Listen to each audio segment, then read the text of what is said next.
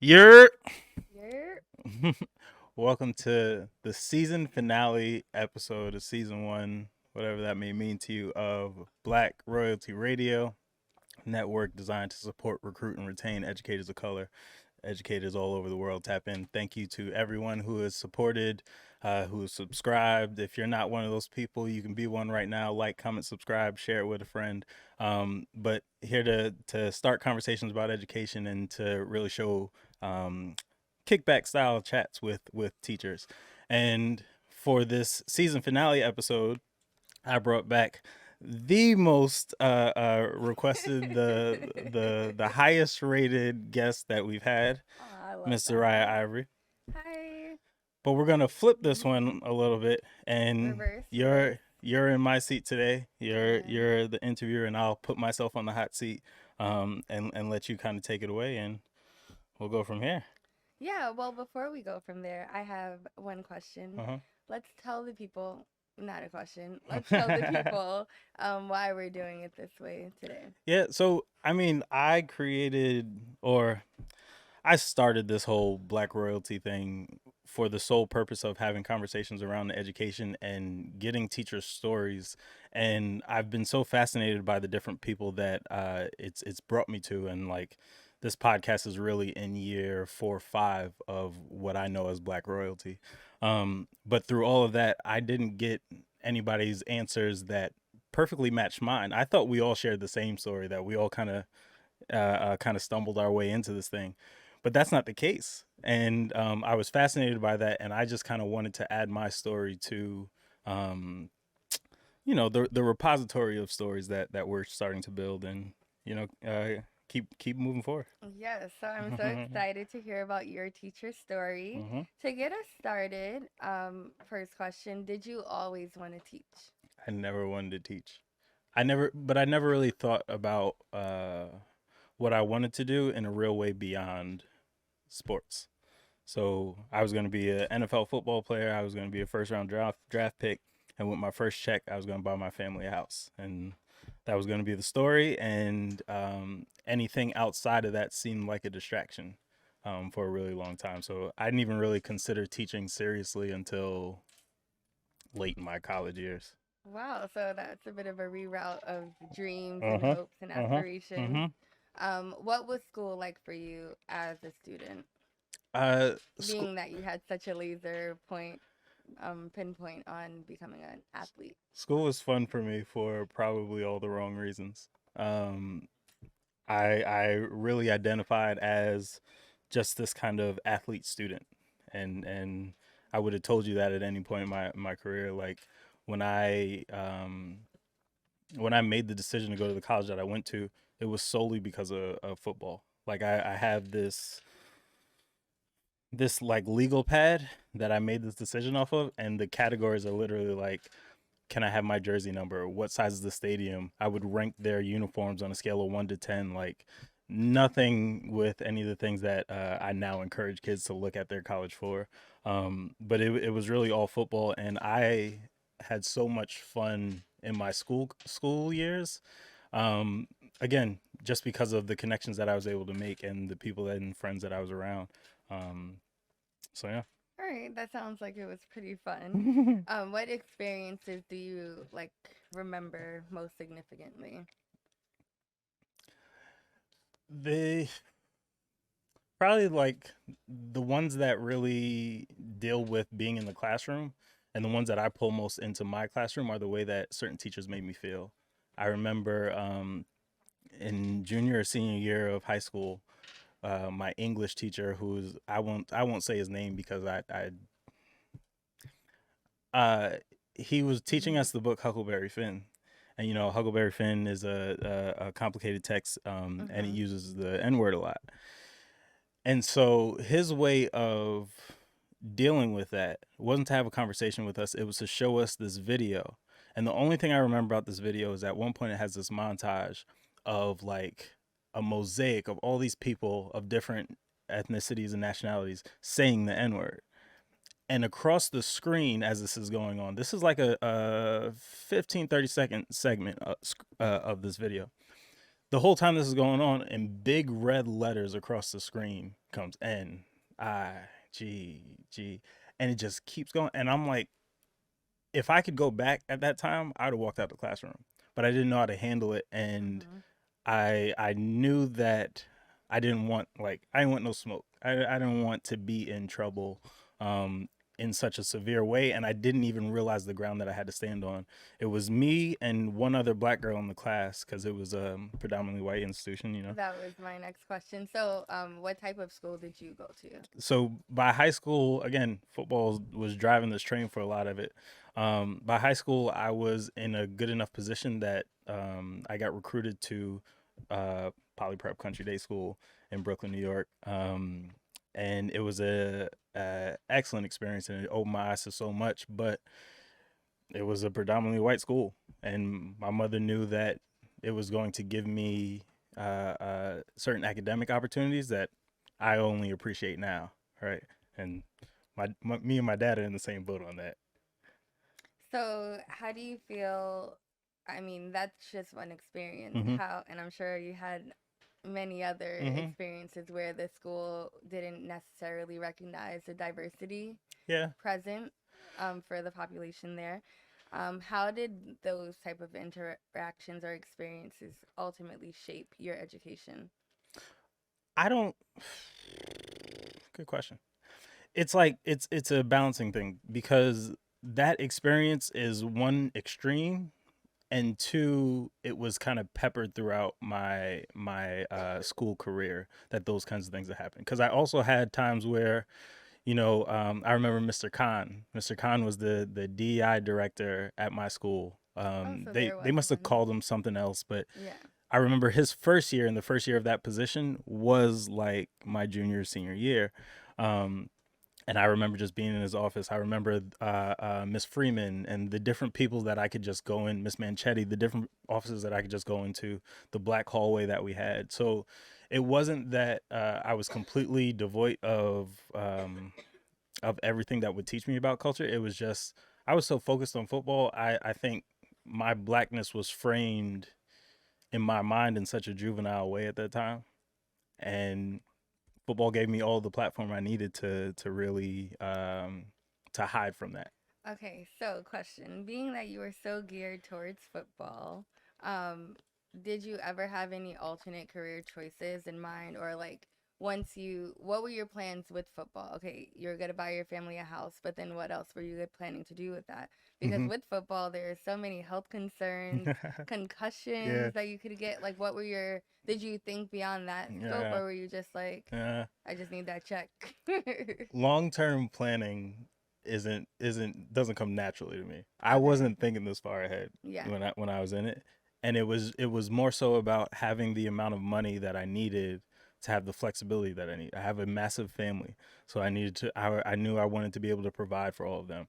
I have a lot of different interests. I knew I wanted to do different things. I know I can't sit in a cubicle and do the same repetitive task over and over and just be okay with it. And so there were fewer and fewer uh, routes that I knew to get to the kind of place that I wanted to be. Right? Jay Z said you either rap or be a ball player, and I was better at playing ball, but I'm pretty good at my words sometimes. I mean, listen, you could have a second career during the summer off. Hey, I Make mean, a rap who rap knows? album. Who knows? Maybe. Okay, so last pre-teaching Hmm. question. What skills or strategies do you feel like you've copied from teachers that you've had in the past? Hmm. My mother's been a teacher all my life, and Like an actual teacher or like just like your teacher? no, like an actual teacher. Okay. My mother's sixth child, and so she was out of work and was just like being a full-time mom up until I come around and it's time for me to go to school. And when I go to school, she starts working in the school that she had always been like a volunteer at Oh, or a cool. PTA member for. Mhm. And so she's literally done everything. She's been a dean. She's been a teacher coach. She's been a classroom teacher. She's been paraprofessional. She's done all these things in the class. And I interview her sometimes on the show because she's held so many positions. So for me, I've always kind of appreciated the relationships that teachers build with their students because I've always seen it in a different way, right? Wow, that's very telling, because I don't know if people know, but you kind of like do it all, I right? I mean, we'll get I do into a that little in bit of the everything. interview, but that kind of sound like you just kind of copied your mom in a way, but like, Yeah, I think it's funny how that happens. especially in teaching, my mom's been like really like the role model for me because I can't think of anyone else that checks as many boxes and has done it at such a level as she has. So absolutely, I love that.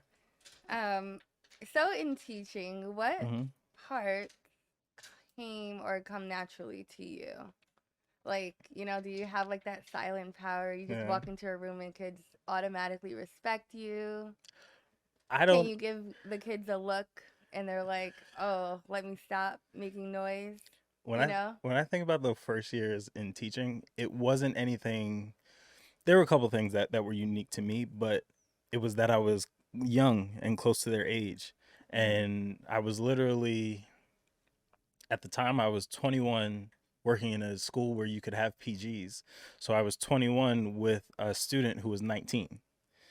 I think you should clarify for the audience, what is a PG?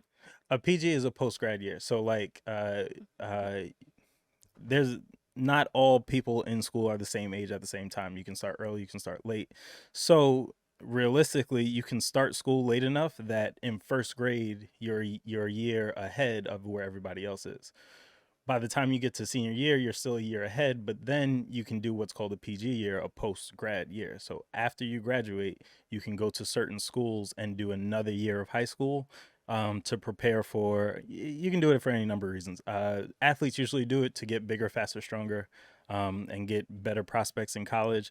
But there are academic reasons to do it. Some people do it just because they just need more time to develop. But I was working at one of those schools, and Okay. so as a brand new graduate, like I literally crossed the stage of graduation, and the next fall I was in my classroom.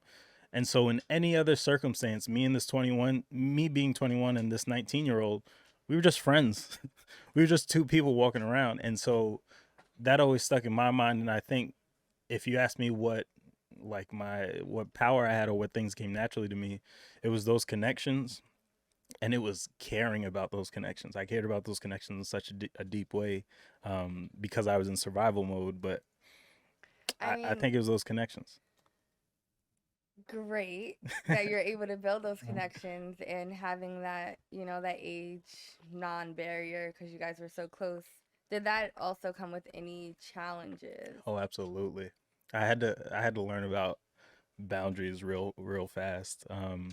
That PG school was also a boarding school.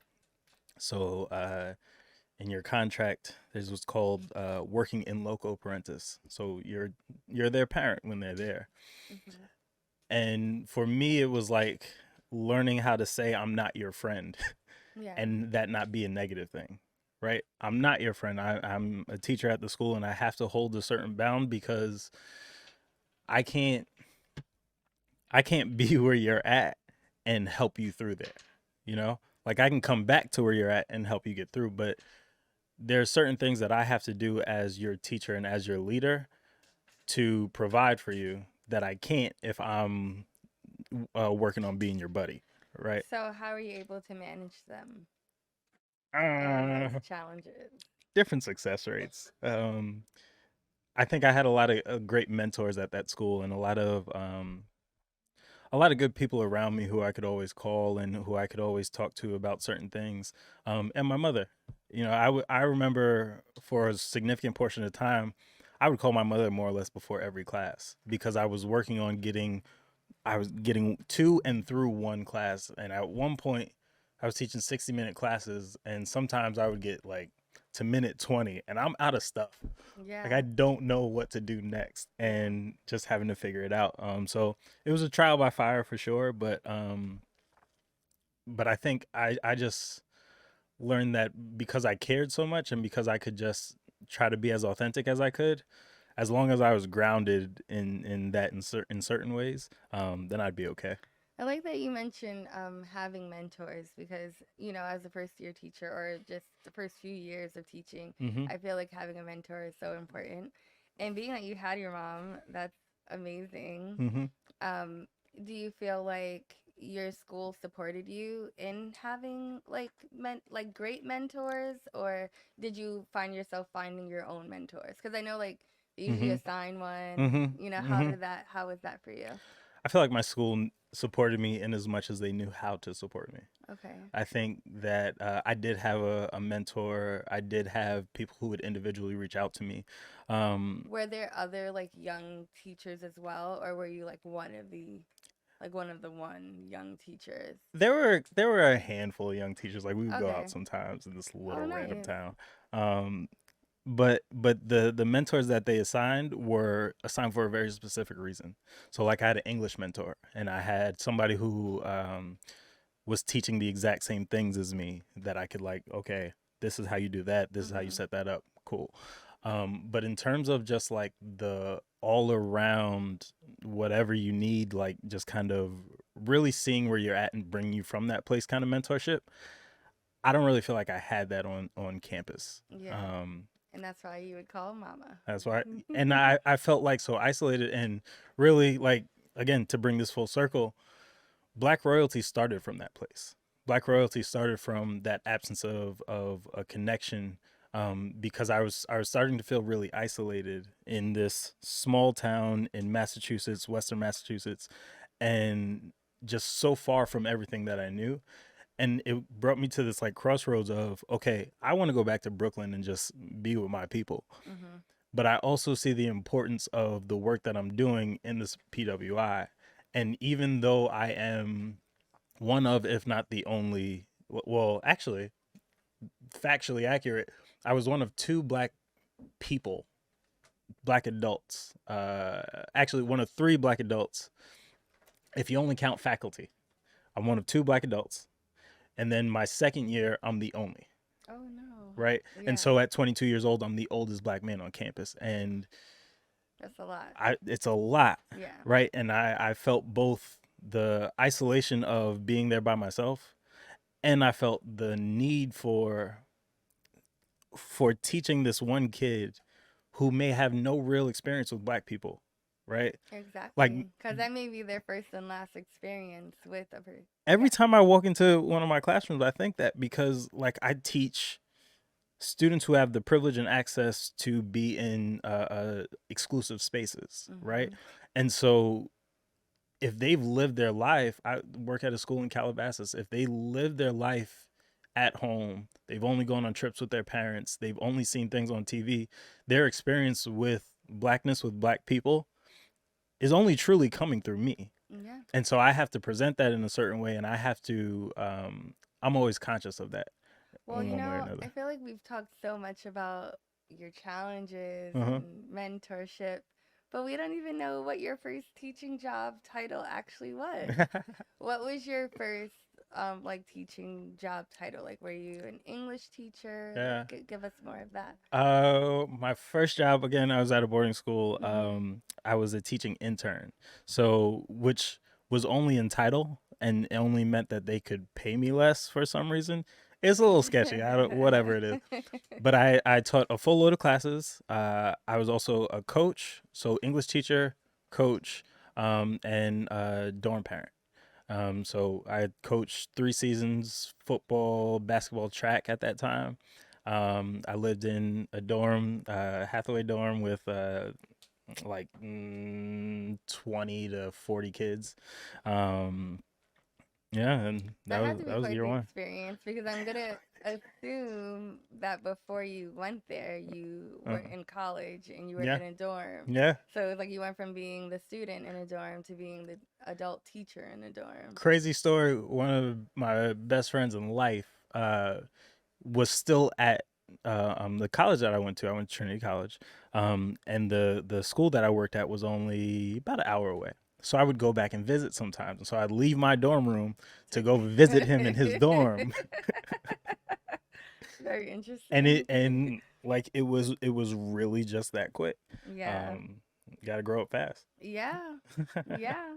Really cool. Okay, so I mean, were there any lessons that you feel you had to learn the hard way, being that you were this one of one type of person and you're Yeah, I had to learn how to walk in my own power and how to embrace who I was.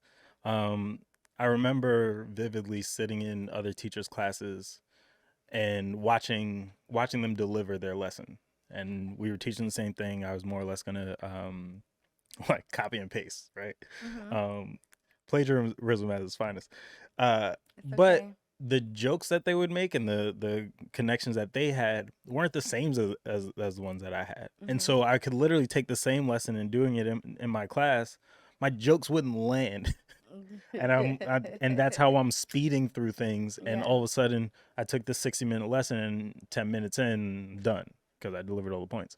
And so I think I had to learn kind of everything, kind of trial by fire to a certain extent. Because again, I had my mother there to teach me how to do a lesson plan or things like that.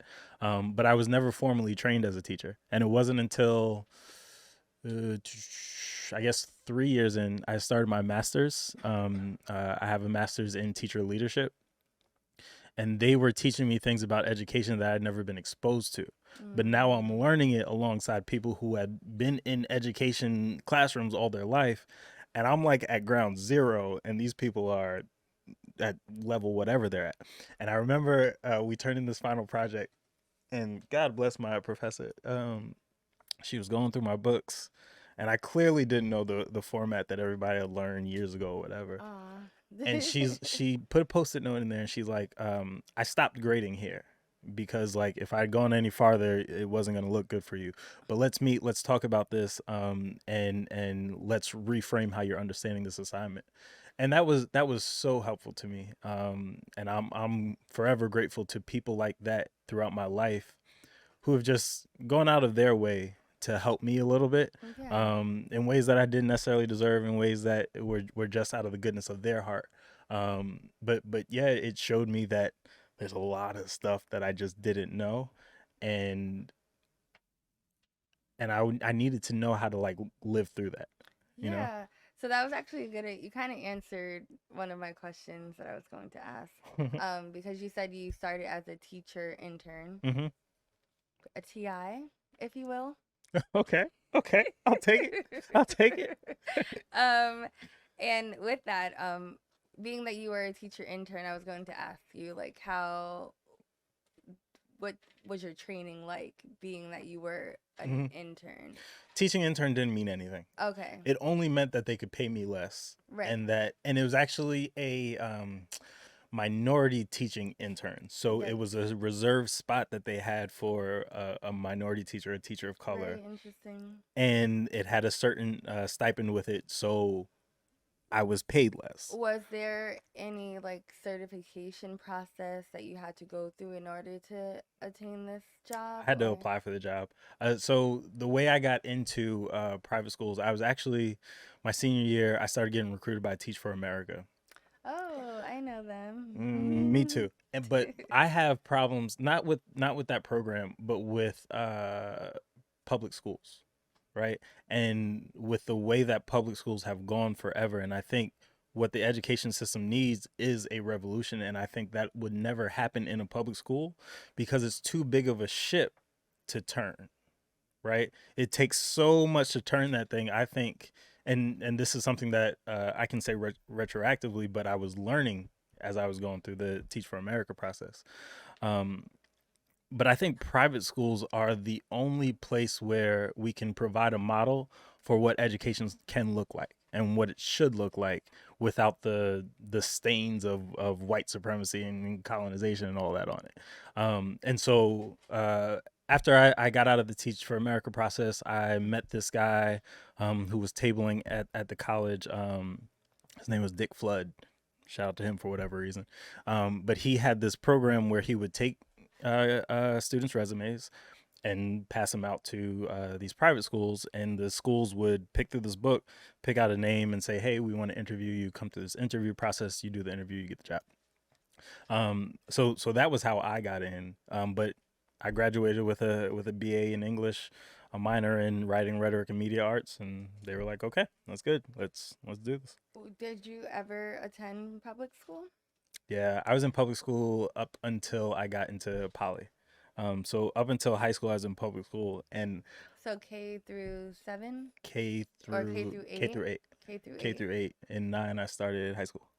Nice. Uh-huh, uh-huh, uh-huh. Can you share any of your public school? I mean, because you said there needs to be a revolution in the public Yeah. school system. So just give us a little insight on like what that actually means to you. Because, For- I feel you. so you got to understand that my mother again is a public school educator, and she was okay. K through eight, I go to public school. K through five, I'm in a school where my mother is working.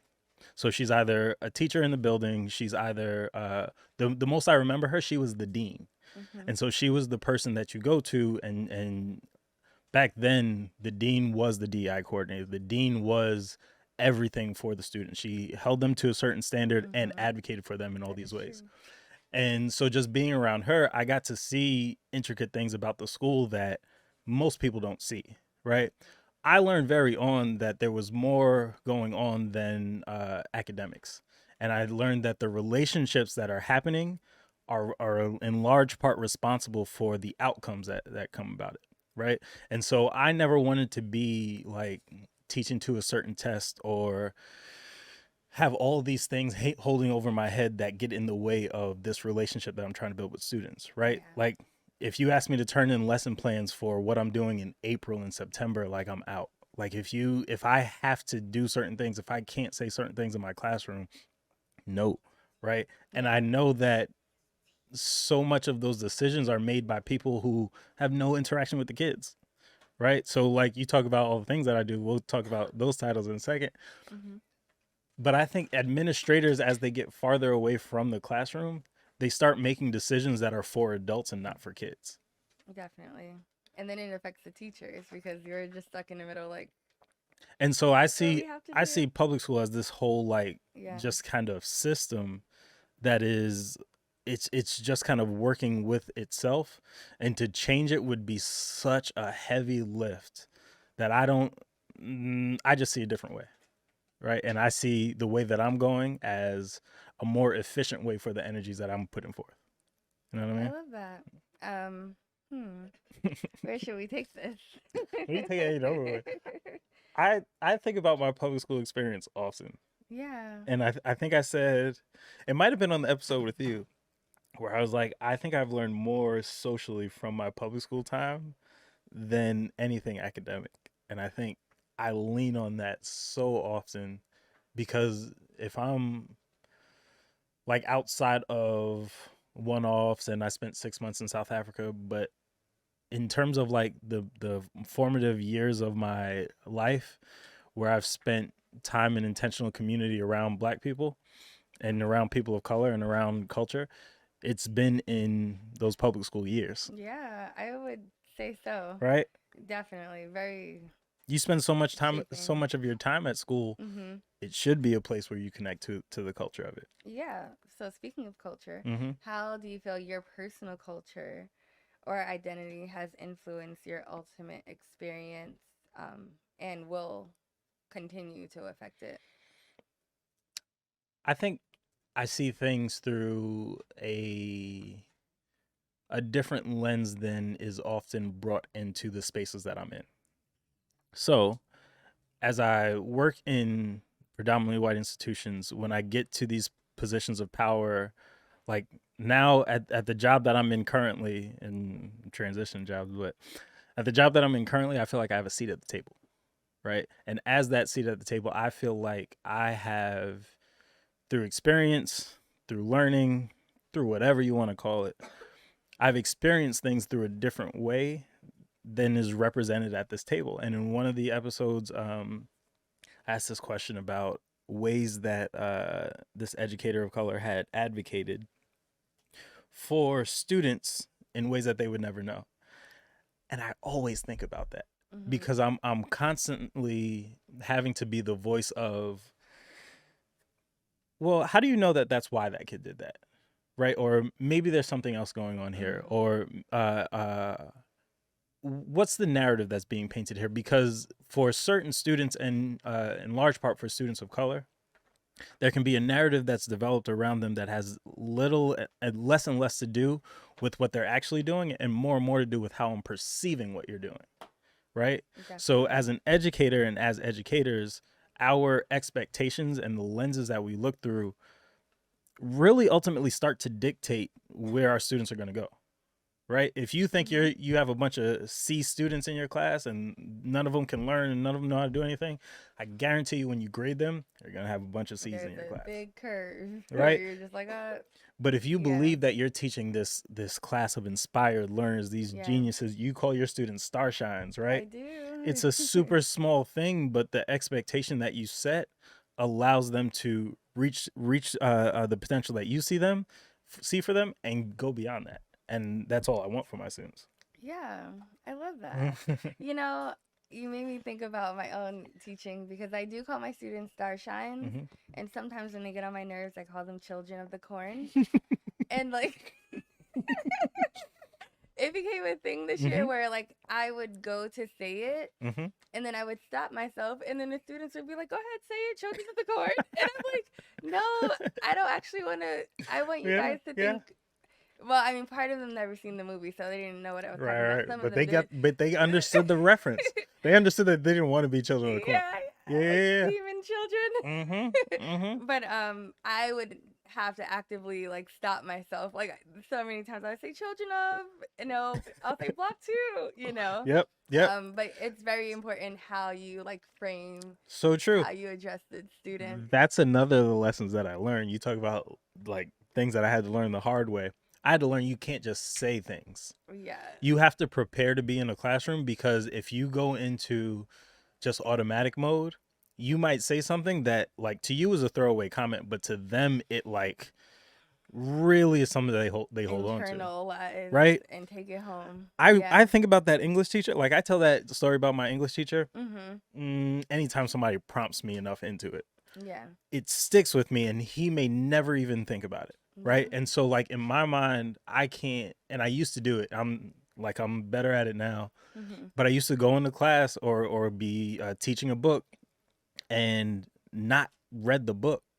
Why? Just because I couldn't keep up with my own assignments, and I had to learn how to do that differently, or learn how to prepare for it differently. But if I'm going into a class, let's say I'm teaching Hamlet, let's say we're at one of the big scenes, like the play within the play. If I'm teaching that and a student sees something in it that takes it all off the rails, right? They see something in it that I'd never seen or whatever.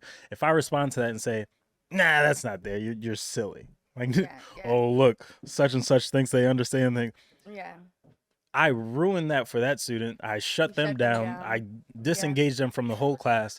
Everybody else gets a messed up lesson, because everybody else is now looking at that kid and like, oh, whatever. Mhm.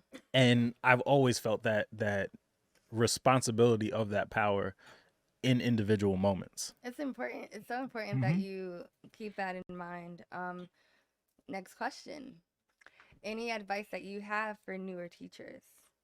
Mm, What to, advice would you offer to the new teachers I who mean, are debating whether they should get into this profession or not? honestly, in a lot of ways, I feel like I'm a new teacher, and in a lot of ways, or I can acknowledge that I'm not the beginner that I was, but I still feel like I'm at the beginning. Um, and I think that sometimes I still fight myself on why I stay in the profession. I got a little bump because the stat came out that black men are less than 2% of educators, and something about that makes me want to stay in it. Yeah. But every summer I get to this point where I'm like, do I really want to go back? But I do, and it's so rewarding for me. And I think that is the ultimate advice that I would give, to connect to the reason why you're doing it, and to check your ego at the door as you go to serve that purpose, Very important. right? Because if you make this about you, a couple things happen and none of them are good. None of them are good, and ultimately it's at the expense of the students that you're in front of, and it just messes a lot of things up, and it makes a lot of things into elevated situations that they really don't need to be. That's good advice. I hope everyone's listening. Fingers crossed. Fingers crossed. Fingers crossed. Message. Message. You know what movie that's from? Yeah, I do know what that's from. Okay, that's a reference I know.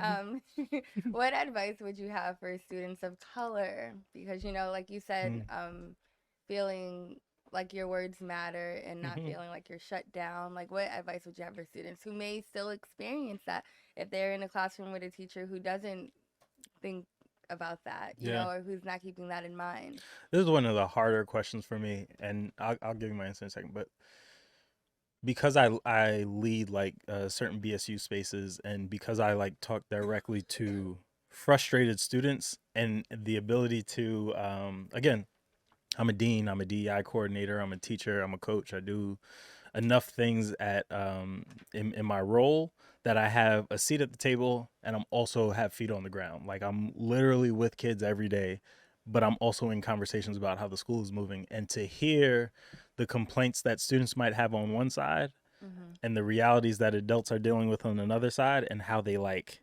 don't necessarily mesh, Mesh. Mm-hmm. is been a real pressure point for me, just because I'm trying to figure out how to marry the two in a way that makes us the best community that we can be moving forward. I think the advice that I would offer students is to look for and amplify the positives, right? There are always going to be more negatives to be had as long as you're looking for them. But people only don't do the right thing for one of two reasons. They either don't know what to do or they don't know how to do it, right? So for me, I'm always trying to get them to see, one, where their advocates are and how to connect more to their advocates and how to connect more to the people who are really allied for them. And also to be able to investigate their school through a real lens that allows them to see, okay, is this school messing up because they don't know what to do or they don't know how to do it, right? Or Mm-hmm. is it that they don't know what they don't want to do what they should do? That's a different conversation. You should leave that place if they don't want to do the things that they should do to serve you in Yeah. your educational career. That's a place. That's a time to transfer. That's a time to look for other opportunities. But if it's not a want problem, it's a knowledge problem or a how to problem, then make yourself part of that solution, right? And I think you see that all over the place, because in every school I've ever been in, and at this point I've been in 3, 4 schools as a full time educator, Massachusetts, Texas, California. Um, there's always a student. There's always a couple students. There's always a group of students, either the course of throughout the course of the school's history, or there right now, who are doing phenomenal things and who are making themselves part of solutions that I think is ultimately a very important part of what we ultimately need. I think the second thing we need is a network of teachers, right? A network of educators who are not just leaving it to the students to do that work, and who are raising ourselves to a standard that allows us to keep pushing forward. I know that's something that you're actively engaged in, not only with what you work with in Black Royalty, but also I hear you're running for a school board somewhere. Is that true? Yeah, totally. So I'm running for school board in my neighborhood, Mm-hmm. Burbank, California. Shout out to And Burbank. literally that's my goal and Mm-hmm. purpose, right? To Mm-hmm. create, just to be a voice and to open those channels Mm-hmm. for literally the students Yeah. and teachers, like everyone combined, who want to like the betterment of Mm-hmm. these students and their Mm-hmm. educational experiences. Because I feel like, a lot of people just go with the flow. Oh, we've been doing this for 50 years. Why change it? Like, Right. so many reasons to change it, you know? So Yeah, I'm totally going to be working on that this summer yeah, as I'm off. I love that.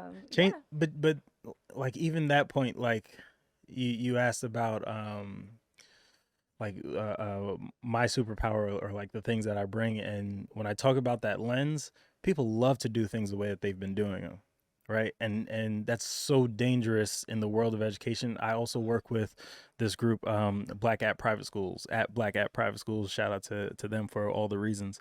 But since really with George Floyd and really with 2020, we got this wave of black app pages, right? So whatever private school it is in the nation, they Mm-hmm. probably have some type of black app page where alumni, faculty, students, current students have written these stories about the experience of being black at this school. And the stories are usually negative, The stories are so outrageous. negative, Yeah. outrageous, and they're also revealing in the perspective that students speak with, Yeah. right? And so, what this organization does is it took all of those stories and started to make an organization around how to fix these problems together. I think the only way that we start to address these things is through the power of community, right?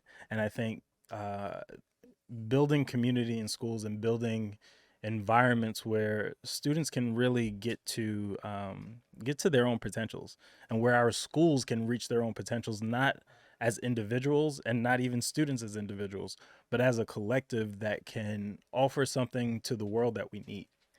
You know, like Yeah. I agree.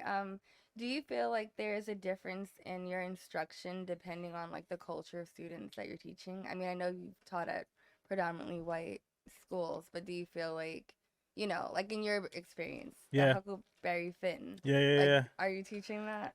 man.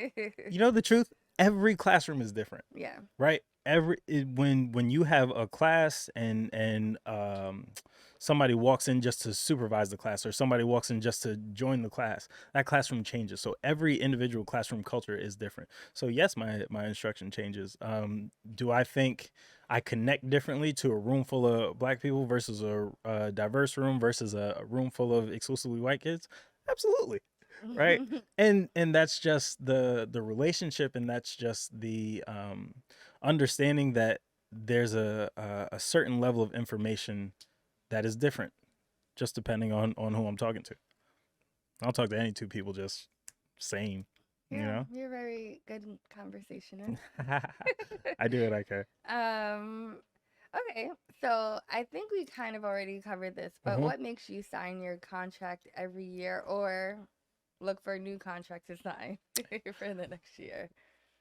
I think what keeps me in it ultimately is uh I give you a lot of words for this, but the most succinct way to do it is that now I have a daughter, and she's got to go to school somewhere, and I don't like her options, and I want to be part of the solution for her, and honestly for all people everywhere. I want everybody to reach their learning potential. I want Mm-hmm. to create a space where adults can come in and build in this education. I want to create a space where students can come and feel safe and feel like they belong, so that they can reach their true potential, and where we can see what that potential actually is, and not just talk about it as though it's some lofty goal that we're trying to hit. And I think the best way that I can do that is to be boots on the ground and a seat at the table in a school where I feel like we can set a model that can be replicated across the nation. I love that. Okay, so being that your dad, happy belated Father's Day, by the Haha, way. thank you. um, so you're hardworking, your Uh-huh. dad. What does self-care look like for you when you're like not doing, when you take your superhero cape off? I gotta get better at self care. But it's Honest. I do have to get better at self care, but I try to ground myself in individual moments as much as possible. I think when I think bigger picture and when I zoom out, or when I take too much into account, my mind starts running so fast that I gotta go.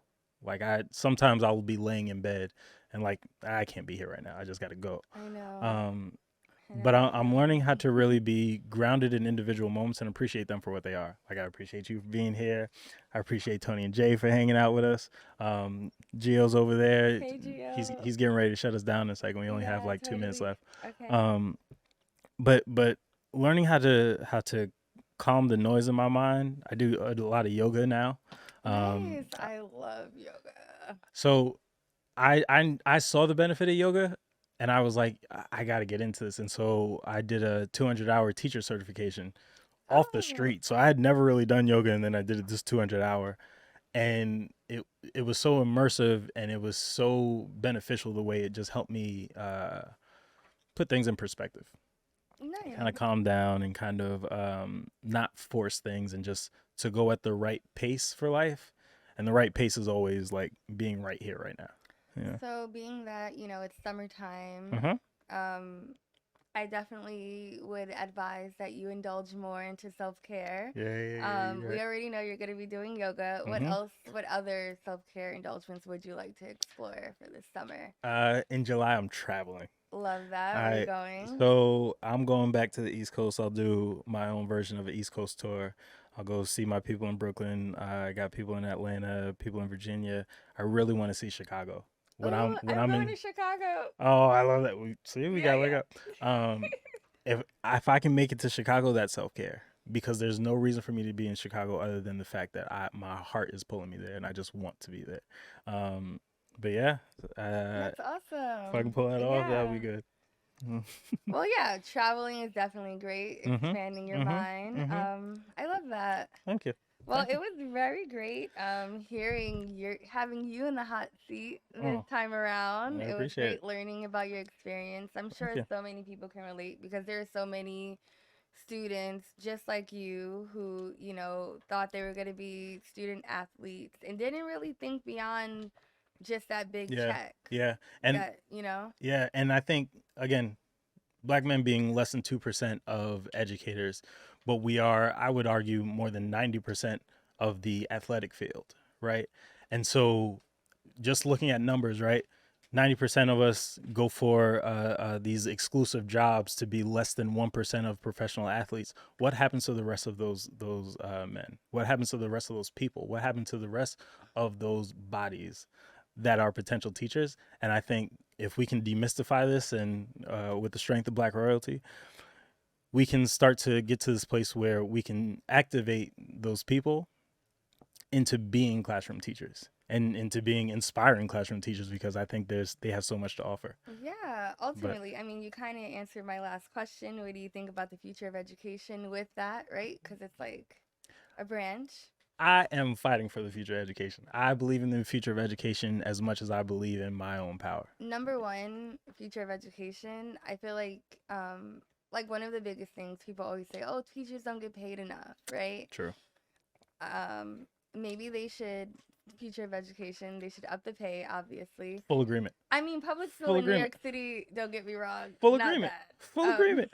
Hey, pay me like a babysitter. Pay me by head for the okay, amount of hours that I put in. okay. Or pay me If like I'm gonna be one, if pay I'm me less like than 2% one. of the population, pay me like I'm a 2%er, Right. right? Yeah. And also, I will just say, private school, I don't get paid bad.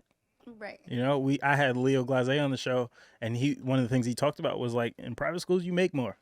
In public school, it's a little bit different standard, but Depending on the state. depending on a lot of things, but Yeah. I advocate for teachers everywhere to get a pay raise no matter what they're making because it's not enough. It's And not. educators of It's color, not. because of the additional weight that they carry, They. well, right, Yes. they deserve even more, Yeah. right? But y'all have to tune into more Black Royalty Radio for that. Uh, this is the official end of season one. Thank you to the wonderful Zariah Ivory. Thank you to everyone that we've had on. Thank you to Tony and Jay for sitting here, superstars as they are. Thank you to all of you who tuned in. Tune in next time. See you soon. Happy summer. God bless.